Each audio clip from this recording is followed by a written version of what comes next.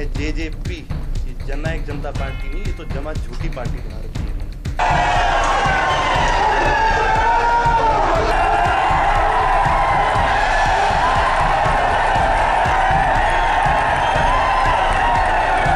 जैसे कि हमने पहले कहा, जब किसी शरीर के किसी अंग को अगर उसमें जहर ज्यादा आ जाए तो उसको निकाल देना चाहिए।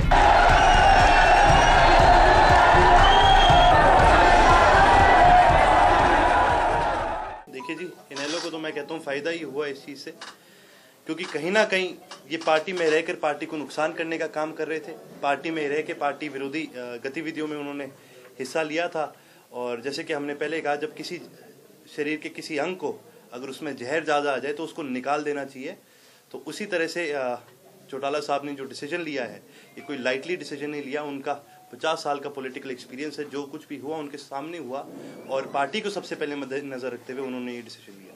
लेकिन दिग्विजय का कहना है कि दुष्यंत तो दिग्विजय तो बहाना था, लेकिन अजय सिंह चौटाला को बाहर निकालना था। देखिए जी, इन्होंने आज नहीं, पिछले 1 महीने से लोगों को गुमराह करने की कोशिश करे। इन्होंने तो ये भी कहा था हमारी रैली में पता नहीं कौन से नेता आएंगे। इन्होंने तो ये भी कहा था चौटाला साहब उनके स्टेज पे आएंगे, कभी कहीं बादल साहब उनके स्टेज पे आएंगे, कभी कहीं कोई बात कहते हैं, एक भाई कोई बात कहता है, दूसरा भाई उस बात से नकार जाता है। जो कुछ भी हुआ ये चौटाला साहब के सामने हुआ। इस पार्टी में कोई भी आदमी की इतनी हैसियत नहीं है जो इतना बड़ा डिसीजन ले सके। जो डिसीजन लिए गए वो केवल और केवल चौटाला साहब के थ्रू लिए गए, उन्होंने ये फैसले लिए सारे। लेकिन दुष्यंत ने कहा था कल स्पीच के दौरान कि चौटाला साहब अगर इनेलो के राष्ट्रीय अध्यक्ष पद से इस्तीफा देते हैं तो हम उनका होर्डिंग में फोटो लगाएंगे। ये कौन होते हैं कहने वाले कि हम उनकी होर्डिंग पे फोटो लगाएंगे? चौटाला साहब का इतना बड़ा स्टेटस है, चौटाला साहब क्यों इस्तीफा लेंगे अपनी पार्टी से? उन्होंने ये संगठन अपने खून पसीने की मेहनत से बनाया है। आज उन्होंने जितने डिसीजंस लिए हैं इस संगठन को आगे और मजबूत करने के लिए लिए हैं। वो कौन होते हैं कहने वाले कि भाई वो इस्तीफा दे के हमारे पास आएंगे? दावा किया गया था कि 5 लाख लोग वहां पर पहुंचे हैं, क्या कहें? दावा तो ये भी किया था कि केजरीवाल जी आएंगे, दावा तो ये भी किया था कि बादल साहब आएंगे, दावा तो ये भी किया था कि पूरे भारत से नेता आएंगे, दावा ये किया था कि तेजस्वी यादव जी भी आएंगे। दावे तो इन्होंने बहुत करे हैं। हाँ, दावा तो इन्होंने ये करा था सारे एमएलए आएंगे। इन्होंने तो जो इनका ये नाम है जेजेपी, ये जननायक जनता पार्टी नहीं, ये तो जमा झूठी पार्टी बना रखी है इन्होंने। तो क्या अभी भी सारे एमएलए एमपी आपके साथ हैं? देखिए, आज भी जितने भी पार्टी के लॉयल एमएलए और एमपी हैं वो आज भी पार्टी के साथ खड़े हैं, चौटाला साहब के साथ खड़े हैं। आप दुष्यंत को दिग्विजय के जाने के बाद आप करण जी मैदान में उतरे हैं, क्या आप मानते हैं कि युवा जो है वो उनके साथ जा चुका है? नहीं, युवा, जैसे कि मैंने पहले बोला, कोई भी युवा उनके साथ आज के दिन जाना नहीं चाहता जो पार्टी से जुड़ा हुआ था। इनके कई ऐसे लोग हैं जिन्होंने इनके आंख पे पट्टी पहनाने का काम करा हुआ है। आज भी कहीं ना कहीं वो इस रियलिटी को देख नहीं पा रहे।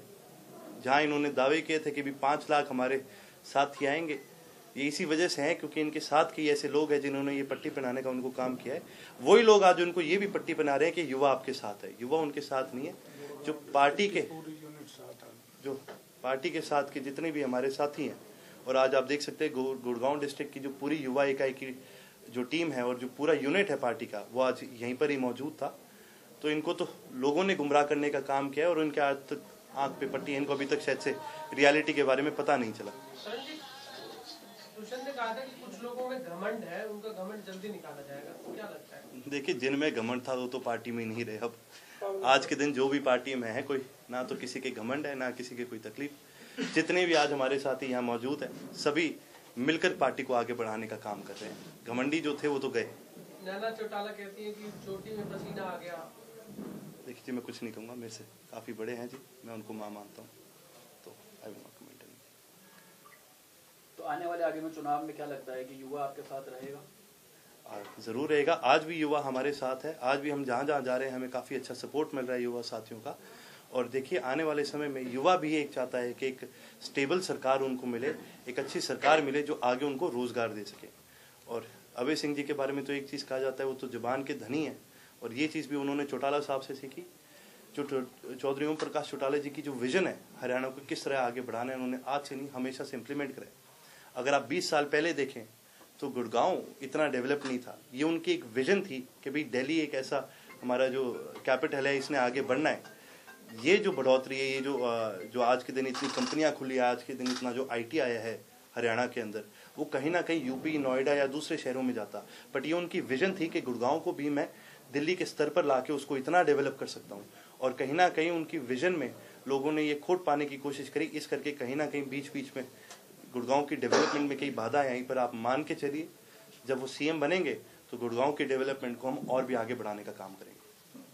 करण जी, इस तरह की बयानबाजी क्यों हो रही है, आप क्या मानते हैं? कभी इस तरह के बयान आते हैं कि वो बेडरूम की राजनीति करते थे, पहले एसी में बैठते रहते थे, केवल गोल्फ खेलते रहते थे, क्यों ऐसी बयानबाजी सामने आ रही, क्या वजह है? देखिए, कहीं ना कहीं मेरे भाइयों की ये बुखलावट है।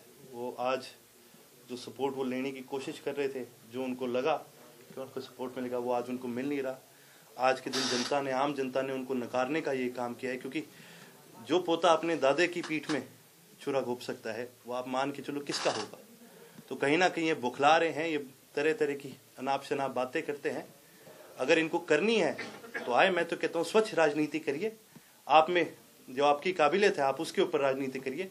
हमारे बारे में बुरा बोल के क्या मिल जाएगा? लोग तो कोई भी किसी के बारे में बुरा भला बोल सकता है। अर्जुन जी, क्या मानना है आपका, दुष्यंत दिग्विजय के जाने के बाद जो है पार्टी मजबूत हुई है, कमजोर हुई है? पार्टी और भी मजबूत हुई है। जैसे एक कहावत है, अपने घर में भी जब हम आटा गूंदते हैं तो उससे पहले उसको छाना करते हैं ताकि रोटी अच्छी बने। तो आप मान के चलो, इनको हमने छान दिया। दुष्यंत का ये भी कहना है कि ओम प्रकाश चौटाला को कुछ लोगों ने कब्जा किया हुआ है, वो जल्दी हमारे साथ हैं। कौन लोग हैं? जैसे कि मैंने कहा, चौधरी ओम प्रकाश चौटाला जी का स्टेटस बहुत हाई है। वो हमारे पार्टी के राष्ट्रीय प्रेसिडेंट भी है और उनका एक्सपीरियंस 50 साल से ज़्यादा का है। क्या हो रहा है और क्या नहीं हो रहा, इसके बारे में उनको अच्छी तरह से पता है। ये जो बात करते हैं कि लोग चौधरी ओम प्रकाश चौटाला जी को गुमराह कर रहे हैं, लोग चौधरी ओम प्रकाश चौटाला को गुमराह नहीं कर रहे। ये उनका नाम लेके जनता को गुमराह करने की कोशिश कर रहे हैं। लेकिन मंच से नारेबाजी भी लगाई गई चौटाला साहब की। आपको लगता है कि चौटाला साहब को साथ लेकर चलना चाहते हैं, इसलिए उनके साथ जनता जुड़ी? वो उनको साथ लेकर नहीं चलना चाहते। वो तो जब चौटाला साहब बाहर थे, उन्होंने एक भी दिन जाके उनसे मिलने का तक काम नहीं किया। ये तो सिर्फ उनका नाम यूज करना चाहते हैं, क्योंकि उनको भी पता है कि चौटाला साहब के नाम के अलावा उनके पास आज के दिन कुछ रहा नहीं। और ये तो जितनी ज़्यादा हो सके कोशिश करेंगे कि उनका नाम हम अपनी तरफ लेके आए। उनके नाम के बल पर कोई थोड़े बहुत लोगों को गुमराह करने की कोशिश करेंगे, पर आप मान के चलो, जब चुनाव आएंगे तो जनता खुद इन्हें जवाब देने का काम करेगी। दुष्यंत ने कहा देवीलाल की नीतियों और विचारधाराओं को आगे ले जाने का काम करेंगे। तो इससे पहले किन की नीतियों को और विचारधाराओं को इनेलो आगे बढ़ाते? देखो, मेरे को तो खुद नहीं पता। हम तो ये मानते थे कि हम आज से नहीं, हमेशा से हमने जननायक चौधरी देवीलाल जी की विचारधारा को आगे बढ़ाने का काम किया है। अगर उन्हें लगता है कि वो उनकी विचारधारा को आगे बढ़ा सकते हैं तो अच्छी बात। पर मैं ये जरूर पूछना चाहूंगा, जरा मेरे बड़े भाई बताएं तो सही, वो विचारधारा क्या है? वो विचारधारा की बात तो करते हैं, पर कभी उन्होंने आज तक ये बताया नहीं कि विचारधारा है क्या। शायद से उसको इस चीज का ज्ञान इसलिए नहीं होगा क्योंकि इससे पहले उन्होंने कभी कोशिश नहीं की बढ़ाने की।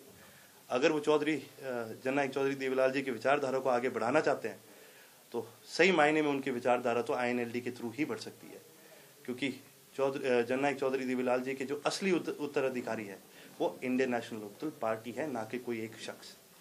नहीं, ओम प्रकाश चौटाला ने क्या किया सर? क्या मानते हैं 30 सालों में, जिस तरह आपने मंच से भी कहा कि अगर वो विचारधारा बढ़ाएंगे तो इनेलो ने क्या किया होगा? INLD ने तो आप जैसे देख सकते हैं, चाहे कहीं किसानों का मुद्दा हो, कहीं एजुकेशन की बात हो, जैसे कि मैंने आपको बताया गुड़गांव के डेवलपमेंट की बात हो, इन चीज़ों के बारे में हमेशा से चौधरी ओम प्रकाश चौटाला जी ने सोचा है।